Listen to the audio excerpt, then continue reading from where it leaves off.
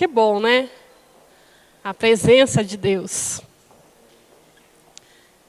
Desde que eu me converti, desculpa um pouco a emoção, mas Deus falou muito agora, no momento do louvor. Deus falou assim: não se formata, não deixe o meu povo se formatar. Muitos têm deixado de me amar. Muitos têm deixado de olhar para mim. Muitos têm deixado, por aquilo que eles viram, se esfriar na fé. Não se formata. E nesse tempo Deus tem buscado isso mesmo.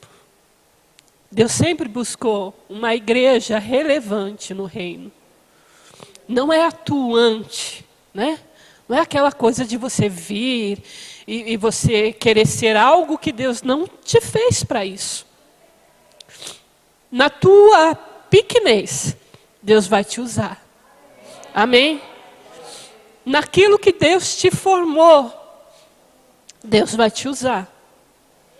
Só basta deixar que Deus te desconstrua algumas coisas. Talvez você fale assim: ah, irmã, eu cresci no Evangelho. Meu pai, minha mãe, eu vivi na igreja o tempo todo. Eu conheço a palavra, eu li a Bíblia não sei quantas vezes. Mas chegou um momento de Deus verdadeiramente reinar dentro do teu coração. Amém? Deus procura a quem Ele possa se entregar também. Porque Deus é um Deus amoroso. Deus é um Deus de amor. Deus é um Deus que cura. Deus é o Deus que liberta, o Deus que sara, que restaura. E nós temos nos formatado. Não é verdade? Qual foi a última vez que você chorou na presença de Deus? Chorou mesmo, sabe? Ó, de se preocupar até com o reboco que vai ficar a cara. Qual foi a última vez que você se dobrou na presença de Deus? Tem passado isso no teu coração? A última vez que você não ir por desespero. Sabe aquele desespero? Pai, me socorre. Pai, eu preciso. Pai, eu quero. Pai. Mas está na presença de Deus simplesmente porque Ele é o teu Pai. Feche os teus olhos por um segundo e não se preocupe. Só por um momento.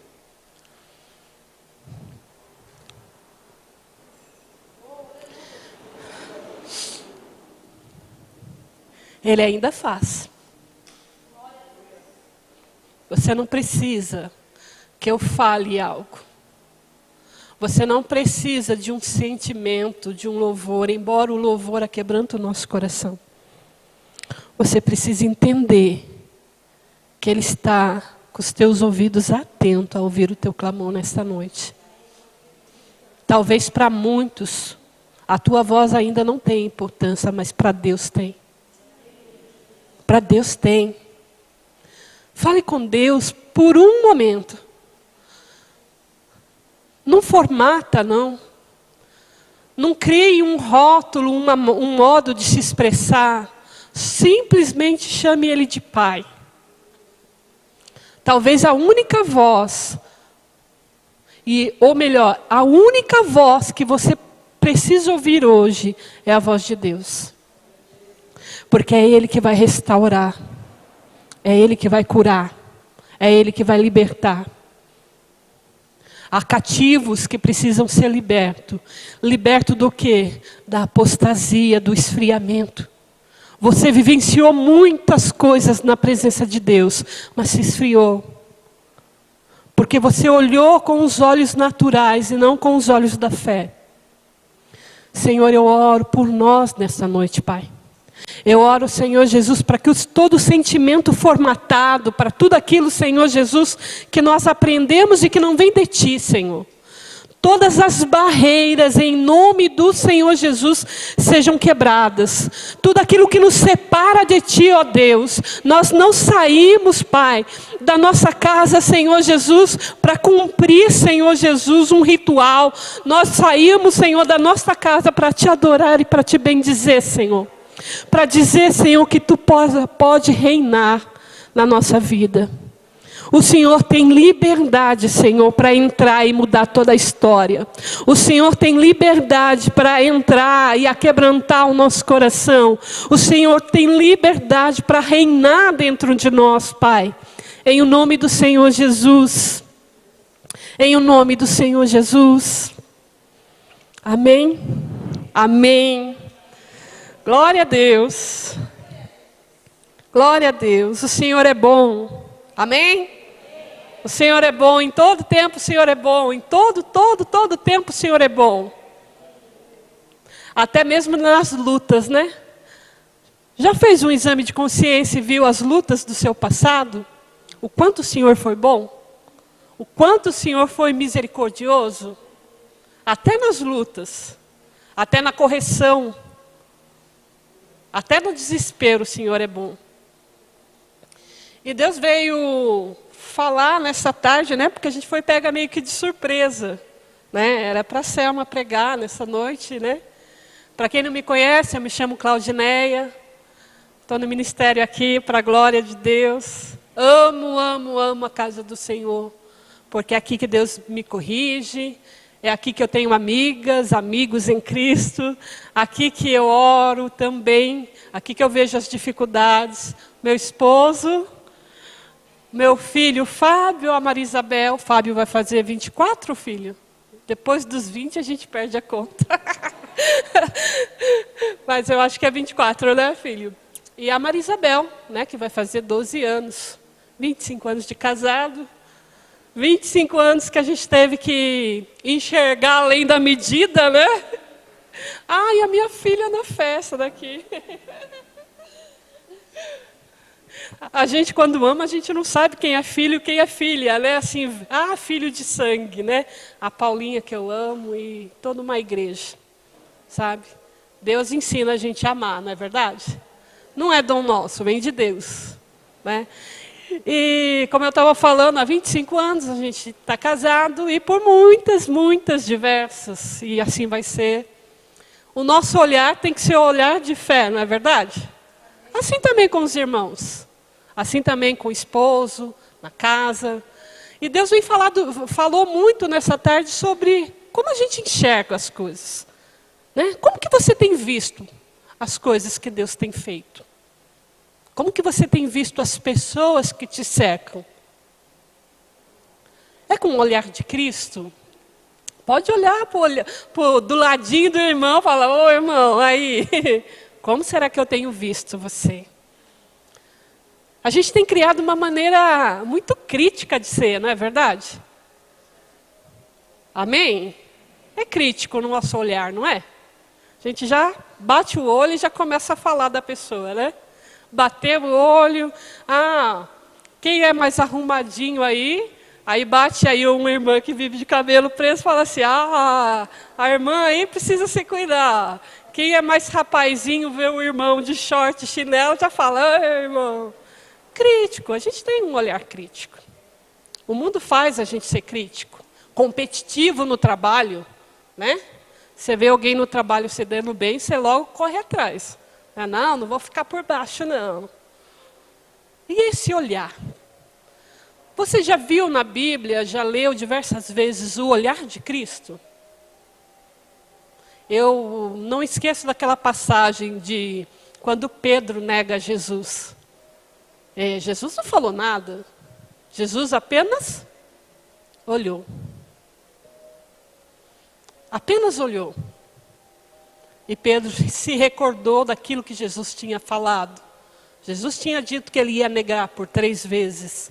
E quando Jesus estava indo, né, sendo preso, Pedro encontra com o olhar de Cristo e ele se lembra e chora amargamente toda essa dor, né, de ter traído. Justamente ele que falava, né, que ia matar, que ia resolver, ia acontecer. E não foi assim. E foi um tratamento muito doloroso para Pedro, né? Tanto é que imediatamente o que ele fez? Ele tentou voltar para a vida dele de pescaria. Cristo precisou ir até Pedro, depois de morto, e confrontar ele. Não é isso? A palavra de Deus diz que Cristo vai até Pedro e pergunta: Pedro, tu me amas? Por 3 vezes. E a gente já aprendeu aqui do amor, né? Que Cristo falava de um amor verdadeiro, de um amor ágape, de um amor que sofre todas as coisas. E Pedro falava assim: eu amo, mas aquele amor raso, né? Como hoje a gente fala muito do amor. A gente fala: oh, irmã, eu te amo. Aí você fala: paga minhas contas. Oh, irmão, eu te amo, vai lá me ajudar. Não é assim? O amor raso. É isso que Pedro falava para Jesus. Quando Jesus começou a indagar. Ele começou a perguntar para Pedro se ele tinha um amor que sustentaria toda uma vida dele. Esse que é o amor que Cristo nos pede. O amor que nos sustenta. O amor verdadeiro. O amor que faz com que as tribulações sejam passageiras. E esse amor que Cristo pediu para Pedro, nós temos, eu e você? Será que quando vem uma frustração, você logo para? Quando vem uma dificuldade, você já logo chuta o balde, como diz a turma? É preciso viver e olhar como Jesus olhou. É preciso enxergar a vida de cada um conforme a vida de Cristo. É preciso acreditar conforme Cristo acredita. Porque se a gente não mudar aqui, aquilo que está aqui dentro, fora nada muda. Se a gente não começar a olhar para mim, olha, Claudineia, eu preciso mudar. Fora não vai mudar. Porque a palavra de Deus diz que esse mundo já é do maligno. Ou seja, tribulação, dificuldade, N motivos para fazer a gente parar, a gente tem. Quem não tem os seus motivos? Olha o que Paulo fala. Em meio às dificuldades que ele enfrentou. Eu amo a vida de Paulo, porque ele realmente serviu a Cristo. Ele não teve um encontro físico, né? Porque quando ele foi chamado para o ministério, quando ele se converteu, na verdade ele era um perseguidor de Cristo. Né? Ele perseguia os cristãos. Ele corria, mandava matar. Né? Dizem que Filipe, a capa de Filipe foi um dos primeiros mártires, né? Um dos primeiros discípulos de Cristo a ser morto. E disse que quando Filipe estava... Filipe ou Estevão? Estevão? Me corrige. Filipe, né? Quando ele estava sendo morto, a capa dele foi jogada aos pés de Paulo. Então Paulo era um perseguidor de Cristo. Ele não tinha um conhecimento. Mas o que acontece quando Paulo conhece a Cristo? Toda a tua vida é transformada. De perseguidor, ele passa a ser o quê? Perseguido. Só que ele tem a mesma intensidade que ele tinha antes de conhecer a Cristo, ele teve também quando ele conheceu a Cristo. Então, Paulo foi um apóstolo que pregou, foi picado por cobra, sofreu naufrágio, sofreu tudo em nome de Cristo. E ele tinha autoridade para falar de Cristo. Ele tinha autoridade porque aquilo que ele vivia era aquilo que ele pregava. E numa dessas pregações, ele fortalecia o povo de Coríntios, falando das tribulações que um crente iria passar, mas que em tudo ele iria vencer. Abram comigo em 2 Coríntios 4,16.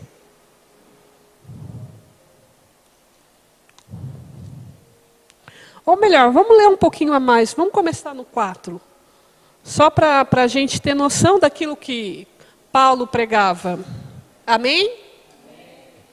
Pelo que tendo este ministério segundo a misericórdia que nos foi feita, não desfalecemos, antes rejeitamos as coisas que por vergonha se ocultam, não andando com astúcia, nem falsificando a palavra de Deus. E assim nos recomendamos a consciência de todo homem na presença de Deus, pela manifestação da verdade. Mas se ainda o nosso evangelho está encoberto, para os que se perdem, está encoberto nos quais o Deus desse século cegou o entendimento dos incrédulos. Acontece assim também. Não acontece? Você vai pregar a palavra de Deus, porque pregar a palavra não é quem está com o microfone, amém? É lá na nossa casa, na nossa família, né? Falando das boas novas, daquele que não conhece. Não só pregando, mas vivendo. Porque algumas vezes você não precisa abrir a boca, mas a sua vida fala. Já aconteceu isso com você? Pessoas que não conhecem a Deus, passam a querer conhecer a Deus porque vê um caráter, e o caráter de Cristo, na minha e na sua vida. Segundo o entendimento dos incrédulos, para que não lhes resplandeça a luz do Evangelho da glória de Cristo, que é a imagem de Deus, porque não nos pregamos a nós mesmos, mas a Cristo Jesus o Senhor, e nós mesmos somos servos por amor de Jesus. E Paulo vai discorrendo todo esse texto, falando das aflições das pessoas que estão em Cristo. E pula comigo aí no versículo 16. Amém? Acharam? 2 Coríntios 4. Amém? Por isso não desfalecemos, glória a Deus. Mas ainda que o nosso homem exterior se corrompa, o interior contudo se renova de dia. Porque a nossa leve e momentânea tribulação produz para nós o quê? Um peso de glória, muito excelente. Não atentando nós nas coisas que se veem, mas nas coisas que não se veem. Porque as que se veem são... E as que não se veem são... Repetir o último. Não atentando nós às coisas que se veem, mas nas coisas que não se veem, porque as que se veem são temporais, e as que não se veem, e as que se veem são eternas. Aquilo que nós vimos, aquilo que nós estamos vendo, são temporais ou são eternos? Aquilo que você está buscando é para esse tempo ou é para o tempo de Deus? Para o tempo vindouro? Aquilo que você está plantando é para o tempo de agora ou é para o tempo da santidade em Deus? Da busca em Deus, do propósito de Deus? Porque nós estamos aqui, mas nós temos um lugar. Não para ir, mas para voltar. Nós vimos de Deus e voltaremos para Deus. Amém? E aquilo que você tem contemplado, aquilo que os teus olhos têm visto, são temporais? As preocupações que te afligem, aquilo que te consome. O que mais te consome? O que mais te custa? O que mais te busca, que te rouba do tempo? Aquilo que mais você procura, é temporal ou é eterna? Ah, mas irmã, eu tenho que trabalhar, eu tenho que fazer, eu tenho... Amém? Glória a Deus. Quem trabalha? Mas o seu trabalho pode ter um propósito para Deus. Amém? Eu tenho buscado, eu tenho falado com meu esposo, a gente trabalha demais. Comerciante não tem como, né? Acorda naquela, tem que comprar, tem que vender, tem que isso e aquilo. Mas isso não pode roubar aquilo que eu sou em Deus. Eu tenho falado para Deus continuamente, eu quero viver o teu propósito. Eu quero viver o teu propósito. E viver o propósito de Deus muitas vezes não é fácil para mim. Não vai ser fácil para você. Quantas vezes a gente vem num culto cansado, desanimado, abatido, mas o Espírito Santo nos conduz. Não vem por mim, não é força minha. Quantas as vezes o Espírito Santo traz para a gente, coloca o dedo na ferida, fala, olha, você é assim, você é desse jeito. E você rebate, não. E Deus usa do irmão, Deus usa do pastor, Deus usa de um amigo estranho. Deus usa até do não crente para falar com você. O que você tem contemplado no seu dia a dia? As coisas dessa terra ou as coisas eternas de Deus? Porque isso vai ser muito relevante para esse ano de 2020. Deus tem pressa em fazer. Amém? E a gente tem vivido uma lentidão assim, espiritual muito grande. A gente tem muita informação da palavra de Deus. Você vai na internet e você vê infinitas coisas. Eu fico me perguntando às pessoas antigamente, se meu pai tinha que ser na revelação do Espírito. Porque não tinha internet, não tinha acesso à Bíblia. Eram muitas poucas pessoas. Quando tinha, muitas vezes era perseguido. E nós temos toda essa informação hoje. Quem tem mais de 2 Bíblias na casa? Bíblia no celular, Bíblia no iPad, Bíblia. Temos informações, mas não temos a revelação. E nós precisamos agora buscar uma revelação de quem nós somos em Deus. E começar a olhar com os olhos espirituais das coisas. Não existe coincidência. Nossa, que coincidência, irmã, te encontrar aqui. Não existe coincidência. Tudo há um propósito. Só que o nosso olhar está nas coisas dessa terra. A gente não pergunta para Deus, Deus, por que o Senhor veio trazer a irmãzinha hoje aqui? Qual é o propósito? Eu posso ajudar? A gente passa uma vida relativamente agradando o mundo. E tudo é muito corrido, tudo é muito passageiro, tudo é muito rápido. Eu preciso, e eu quero, e faço, acontece. E Deus? Deus não é fora, Deus é dentro. Deus não está longe, Ele está perto. A gente estava conversando porque a gente foi pego de surpresa hoje, né? Todo mundo foi pego de surpresa. Aí, né, as pessoas que estavam para vir para ministrar ficaram doentes, outras passaram um pouco mal. E aí eu falei assim, amém, Pai. Porque a minha vida... Não só estudar, claro, estudar a palavra de Deus, mas a nossa vida tem que ser uma pregação. A nossa vida. Você tem que me visitar na minha casa e realmente falar, olha, a Claudineia é da igreja.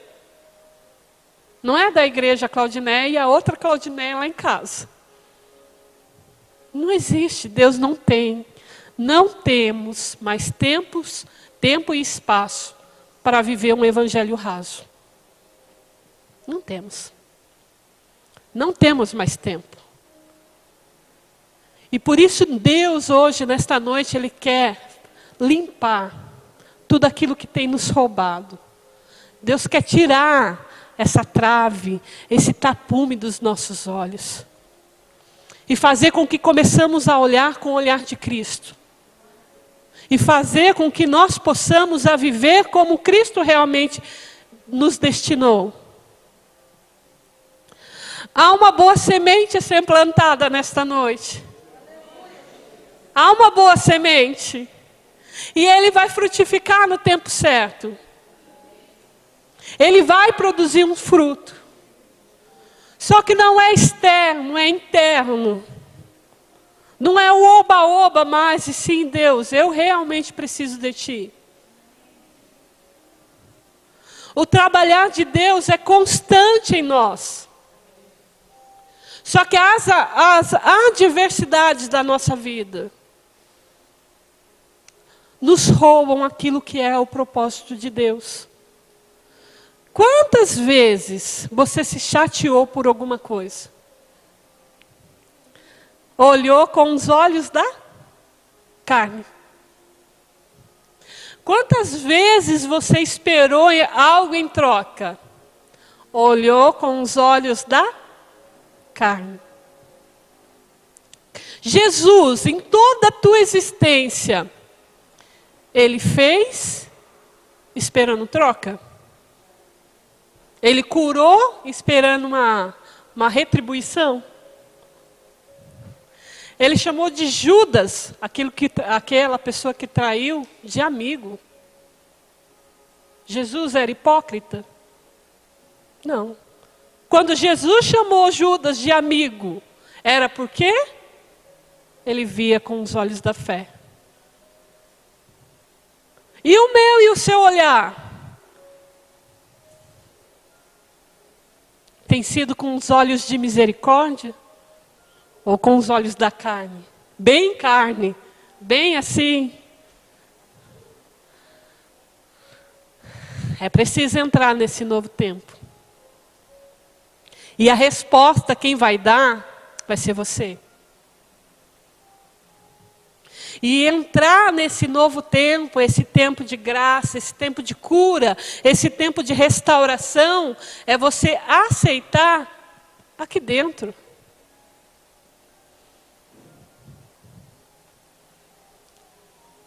Olhar crítico, olhar contaminado pela carne, olhar de deboche, né? Quantas pessoas vivem debochando? Mal sabem que tudo aquilo que a gente falar um dia vai estar diante de Deus. Eu li esses dias uma passagem que fala que tudo aquilo que sair da nossa boca, nós seremos responsáveis. Até mesmo nas brincadeiras. Não que não devam brincar, viu? É sadio, é santo. Viver alegre. A igreja não tem sentido mais a alegria do Espírito Santo. Como Deus falou agora à noite, a gente tem se formatado, né? Agora eu vou para o culto.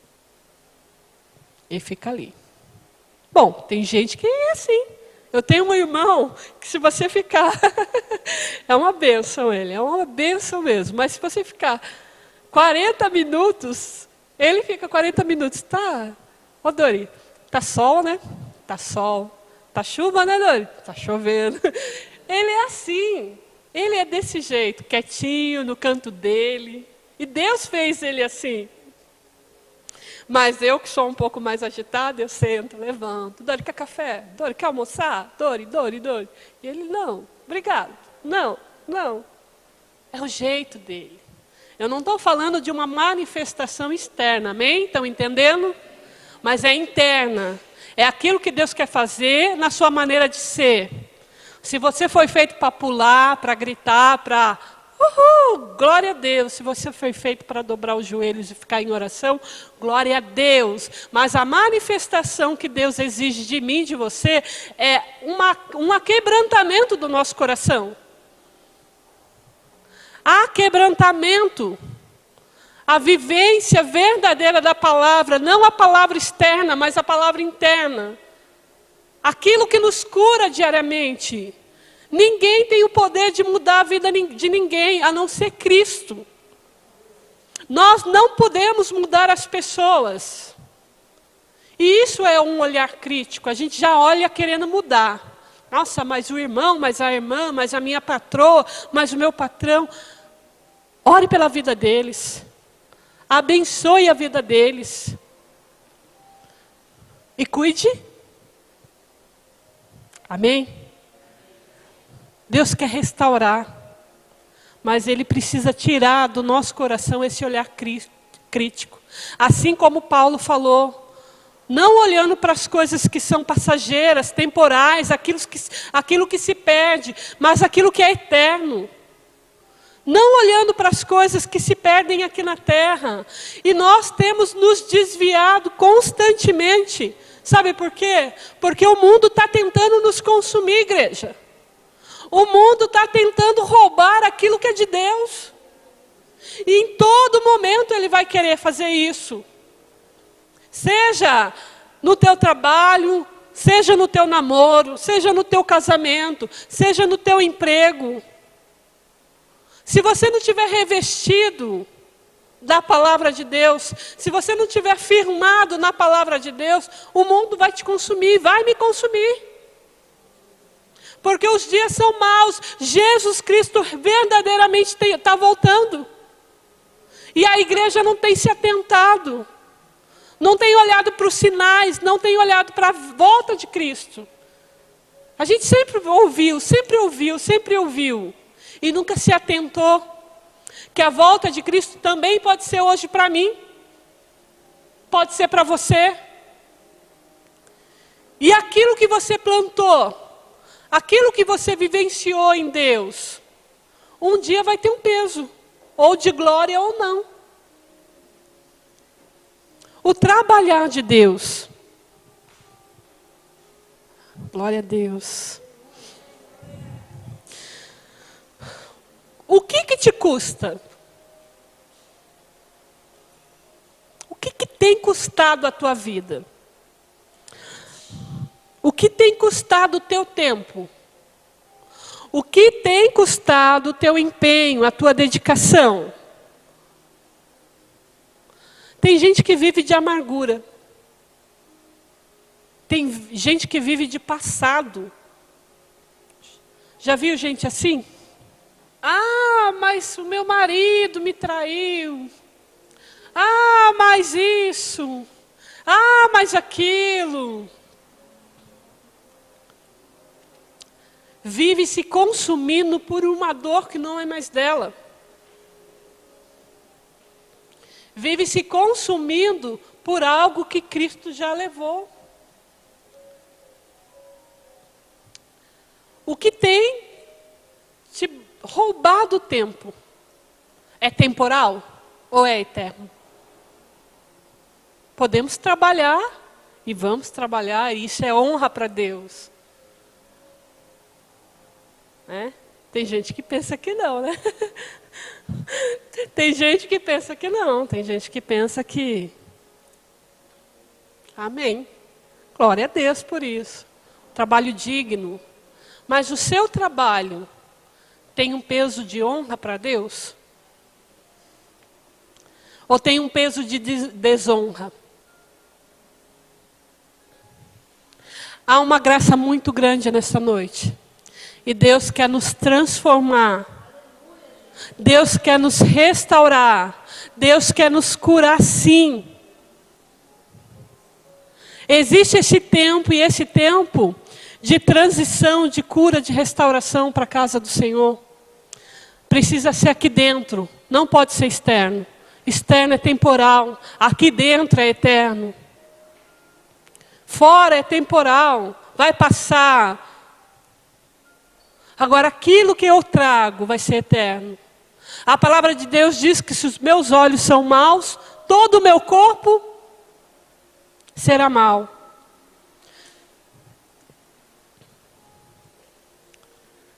Algumas vezes a gente vive uma vida que não é nossa. A gente vive numa expectativa que não é nossa.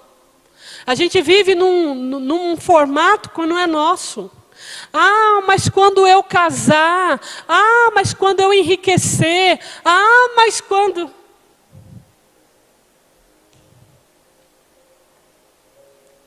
Quem casou recentemente aqui? Tem alguém? Casamento. Ah, glória a Deus. Eu tenho certeza que ele vai falar, não é bem isso que eu esperava, mas amém. É bênção, casamento é bênção. Eu estou falando no fato do quê? Vive uma vida de expectativa, achando que vai ser feliz se casar. Oh, bênção, né? Aí tem aquelas pessoas, vive numa expectativa, numa vida que não lhe cabe, achando que se enriquecer, vai ser feliz.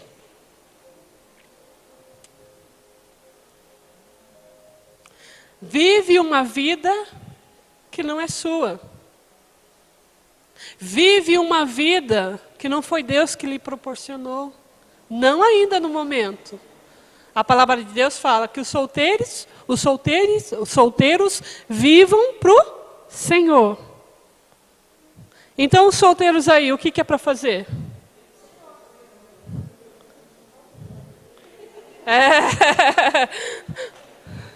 Glória a Deus. Agora quer pular etapa, né? Não, eu vou arranjar um marido e depois eu vou servir a Deus. Ah, meu Pai. Oh, Senhor. Meu Deus. Vivamos a palavra de Deus.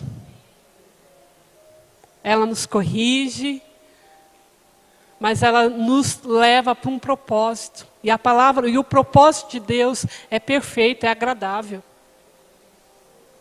A felicidade é uma coisa passageira, não é verdade? A gente come um bolo de chocolate, eu amo chocolate amargo. Eu como um bolo, fico toda feliz. Dá 5 minutos, o arrependimento brota. Né? Compra um carro novo, nossa, né? Você fica todo feliz. Depois você já começa a falar, nossa, está caro o IPVA, está caro a prestação. A paz nós só encontramos em Cristo Jesus. Amém? Tudo isso é muito bom, tudo isso é perfeito. Isso faz a gente, olha, em nome de Jesus, que você tenha carro novo, que você prospere no seu serviço, que você vá bem no seu casamento, que você frutifique, que você que é solteiro, que o Senhor prepare um homem, uma mulher, segundo o coração de Deus. Mas tudo isso só vai ser completo quando você entender que Cristo é além, é mais, é melhor, é tudo muito mais do que isso. Tudo isso.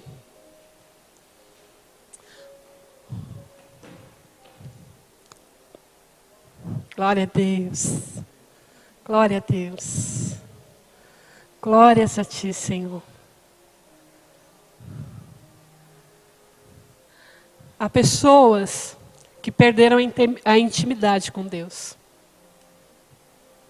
Se perdeu, né? Não consegue entender algumas coisas. Não consegue entender o que você passou. Deus vai restaurar a intimidade. Amém? Não se preocupe com o ministério, não. Deus vai restaurar a intimidade de alguns. Você se perdeu em alguns momentos. A tribulação foi maior. Você começou a enxergar as coisas naturais e não enxergou mais as espirituais. Deus restaura nesta noite a intimidade com Deus. Você vai voltar a chorar na presença de Deus. Você vai voltar a sentir a presença de Deus. Não vai ser uma coisa mais comum, corriqueira, formatada. Você vai ter sonhos e visões segundo o coração de Deus. As escamas estão caindo nesta noite. A falta de perdão pelo passado, Deus vai te libertar nessa noite. Não se prenda ao passado. Deus tem falado isso agora, em nome de Jesus, presta atenção. Não se prenda a impressões do passado. Não se prenda. Deus tem algo novo para você, filho. Aquilo que está no passado ficou. As dores, os sofrimentos. Deixa Deus curar a tua ferida. Ferida exposta causa dor. Você precisa ser cicatrizado, deixar Deus curar, derramar o bálsamo de cura. É com você mesmo. Há uma ferida aberta pela falta de perdão. E essa ferida precisa ser sarada. E é Cristo que vai sarar nesta noite. Só basta você falar, eu preciso, eu tenho. Fala com você mesmo, você e Deus em sua oração. Fala das feridas que você sofreu. Deus, eu tenho ferida aberta mesmo. Eu não perdoo. Olha, eu olho para o meu passado e vejo muito sofrimento, muita dor. Eu sofri, Deus. Cristo vai te libertar nesta noite. Cristo vai te libertar nesta noite. Porque Ele quer fazer uma nova história. Há um propósito para se cumprir ainda na tua vida. Creia. Creia que o mesmo Deus que libertou o cego, que curou o enfermo, é o mesmo Deus que cura e que liberta hoje. A fé precisa ser acionada nessa noite. Olhe com os olhos da fé. Olhe para a tua vida com os olhos da fé. Sabendo que todas as feridas Deus cura. Sabendo que todas as pressões que você sofreu na vida, Deus restaura. Que aquilo que um dia que te envergonhou, vai ser libertação e cura para muitas vidas. Aquilo que o diabo tentou roubar da tua vida, você vai usar como instrumento de Deus. Porque Deus é campeão nisso. O nosso Deus é estratégico nisso. O nosso Deus, Ele pega aquilo que mais nos pressiona, aquilo que mais nos afrontou, e levanta e faz um altar de adoração a Ele. Para de olhar para você. Olhe para Ele. Para de ver aquilo que é externo, daquilo que vai morrer um dia, e começa a olhar para aquilo que é eterno. Seja um canal de bênção. Mesmo que as pessoas que estão muitas vezes ao teu redor não tenham o entendimento de Cristo.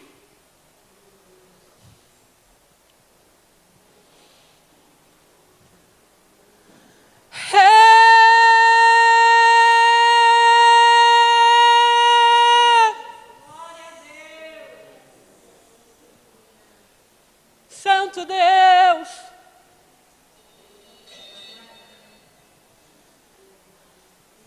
Receba, receba, receba. Receba. Assim como aquela mulher que pecou um dia e Deus riscou o chão, Jesus riscou o chão. Eu vejo esse riscar do chão como se fosse um novo tempo. Até aqui ela viveu de uma forma. A partir de quando Jesus riscou aquele chão, veio um novo tempo para a vida dela. Como se Jesus não falou nada para aquela pecadora. Ele apenas riscou o chão assim, começou a desenhar. E só disse, não peques mais. E desse novo riscado no chão, desse desenho no chão, Deus mudou toda uma trajetória. Você precisa entender que Jesus está também, nesta noite, riscando esse tempo de tortura, de dor. Há muito tempo Ele quer fazer na tua vida, na tua casa, mas você tem vivido no passado. Não tem acreditado que Ele pode mudar as circunstâncias. Não acredita que Ele pode curar, que Ele pode libertar.